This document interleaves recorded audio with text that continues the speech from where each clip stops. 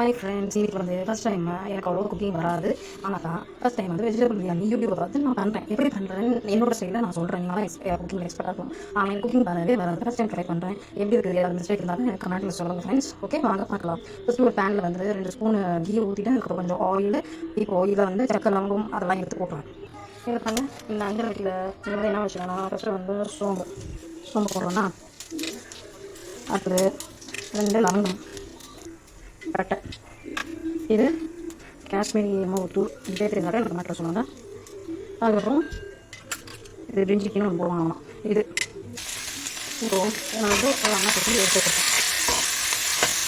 நல்லா சாக்லேட் பண்ணுங்க. ஓகேங்களா? இதுக்கு வந்து இஞ்சி பூண்டு பேஸ்ட்டாக ஆட் பண்ணிக்கிறேன். ஃப்ரெண்ட்ஸ் இங்கே பாருங்க, கேரட்டு, பீன்ஸு, தக்காளி, உருளைக்கிழங்கு. தக்காளி வந்து டைமில் தான் நான் சேர்த்துட்டேன். இப்போ இது பார்த்து பண்ணிக்கலாம். இது கூட வந்து மஞ்சள், மிளகாத்தூள், கரம் மசாலா, தனியாத்தூள். அதுக்கப்புறம் 2 ஸ்பூன் மிளகாத்தூள், ஒரு அரை ஸ்பூன் வந்து மஞ்சள் தூள், அது தனியாத்தூள். இது தனியாத்தூள் வந்து 1 ஸ்பூன் போட்டேன். கரம் மசாலாவும் அரை ஸ்பூன் போட்டுருக்கேன். தக்காளி ஆட் பண்ணிட்டேன். சின்னதுனாக்கா 3, பெருசுனாக்கா 2. இது பாருங்கள், இப்போ இந்த மாதிரி தான் இருக்குது. இதில் ஒன்று ஆட் பண்ணணும். நான் வந்து தயிர் ஒரு 2 ஸ்பூன் ஆட் பண்ணிட்டேன்.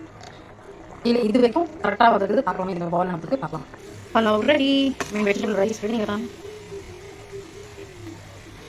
நீங்கள் ட்ரை பண்ணுங்கள். இதில் ஏதாவது தப்பு இருந்தாக்கா எனக்கு கமெண்ட்டில் சொல்லுங்கள். Bye friends.